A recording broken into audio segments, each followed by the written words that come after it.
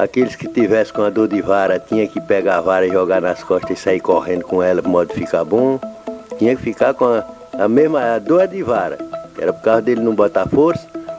Aí tinha que correr com ela nas costas, com aquela varona de 4, 5 metros, 6, nas costas, para modo poder melhorar, que a vara jogava para um lado para outro, para um lado para outro, e aí consertava o corpo dele. A gente queimava os peitos com toicinho quente, era a comida mais que a gente comia, era o feijão com toicinho, né? Triste do povo da Lapa, se não fosse o bom Jesus. Os remeiros, eles desempenhavam um papel muito importante na integração socioeconômica e cultural de várias regiões do Brasil. Eles se alugavam nas barcas como empurrador de vara. Eram jornadas extenuantes de sol a sol, por meses, troca de um salário muito baixo. As condições eram desumanas. Mãos inflamavam, peito às vezes se abria, enxaga, com aquele detalhe do varejão pressionando. Às vezes o varejão quebrava e podia levar até a óbito. Eles eram muito conhecidos pela agressividade na cidade ribeirinha, mas era uma reação à violência, discriminação social que eles tinham. Eles eram chamados de porcos d'água, de piau, de uma série de coisas.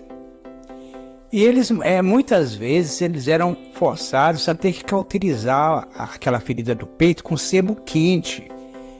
Quer dizer, era uma dor que fazia que muitos deles até abandonassem e que saíssem fora, não conseguia segurar aquele queimor, né, no peito para fazer aquele calo para colocar o varejão. Apesar de tudo, os remeiros contribuíram significativamente para o mercado interno. Eles transportavam sal, rapadura, cachaça, feijão, com uma série de coisas. E aquele detalhe, fizeram parte da nossa cultura. Assista o vídeo até o final, tem umas dicas, tem uns depoimentos de algumas pessoas.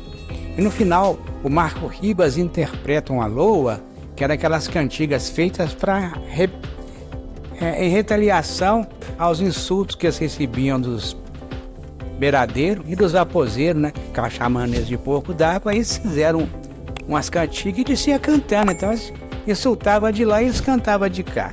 Vamos conferir. Vai parecer meu avô, porque meu avô andava numa ema dessa, entendeu? E essa ema, ele falou pra mim isso, que eu sou o neto mais velho dele, né? Na época, eu era com 10 anos, 12 anos, ele falou pra mim: olha, meu filho, tá vendo aquele pé de gameleira ali? De frente aqui onde a terra de vocês, que você mora aqui, olha, ali é onde seu avô dormia. Era 22 homens, eu andava 22 homens, nós dormíamos naquele pezão de gameleira, amarrava ela no pé de gameleira e quando acabava cheia de rapadura. Aí seu avô era que pilotava, tinha vez que eu pilotava e tinha vez que eu ia pra vara, porque era 2 ganhos. Eu ganhava para pilotar e ganhava também um pouco, porque seu avô tinha tinha sua mãe, tinha as outras filhas, então para dar de comer todo mundo, tá entendendo? E as outras na escola, e tudo para dar de comer todo mundo, era obrigado eu servir de plástico lá, que o leme era lá na ré, e servir de vara nos peitos para empurrar essa ema, que parece que chamava Mississi, era não sei quantas mil rapaduras, 20 e tantas mil, 40 mil rapaduras, ele falava para mim. Agora ali era o dia todo na vara. E eu falava, e passava quanto tempo? Ele passava 2 meses, passava 70, 80 dias para chegar no lugar. Eu falei, bem cá, aí de lá no caso, para o senhor sair da Lapa até o Cadeirão, era o dia todo. Quer dizer que das 6 às 6, demorava demais, porque tinha lugar fundo. Quando era no lugar fundo, tinha as vogas, e descendo na voga e subindo na vara. Tinha lugar para encostar e todo mundo ficava de um lado, metia as varas. A gente queimava os peitos com toicinho quente, era a comida mais que a gente comia, era o o feijão com toicinho, né? Tinha o que cozinhava. O que cozinhava não fazia quase nada, só era para fazer a comida. O homem ajudava assim também, tinha vez, ele ajudava. Agora eu era que ia pro leme atrás, tinha vez que eu ia pro leme e o dono ficava dentro dessa. O dono mesmo ficava dentro da palha. E tinha uma parte de palha de coco na frente e a gente ficava ali dentro, as toldas. Eu não dava água, eu tirava a água, tinha vez, de noite para não molhar a mercadoria. Todas dava água, então já tinha o tirador d'água, já tinha o cara com a vazia para tirar água, diretamente separar com a lata de queroseno. A lata de queroseno com a borracha do lateral, só era tirando a água sem parar, tinha o tirador d'água, ganhava só para isso.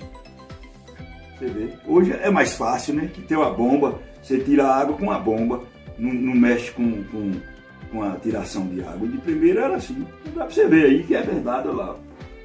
Olha ele com o chapéu aí. O meu avô foi o forte disso.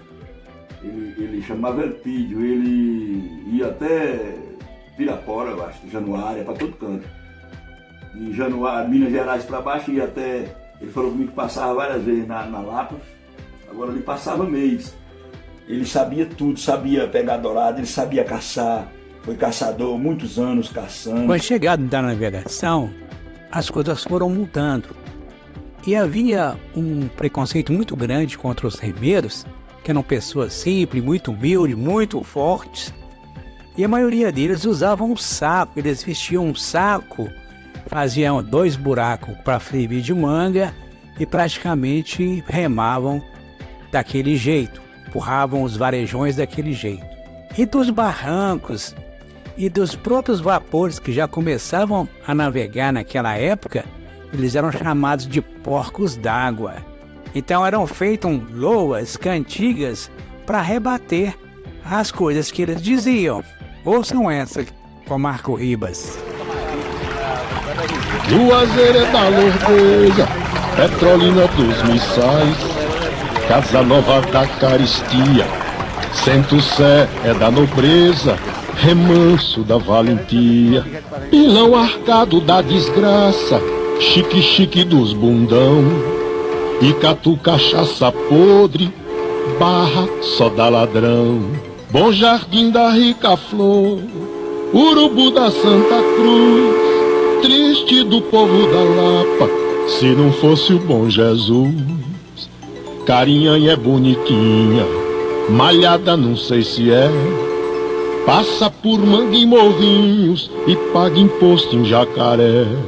Januária é cachaça boa, São Francisco da Rilia, São Romão da gente à toa, e Pirapora, alegria.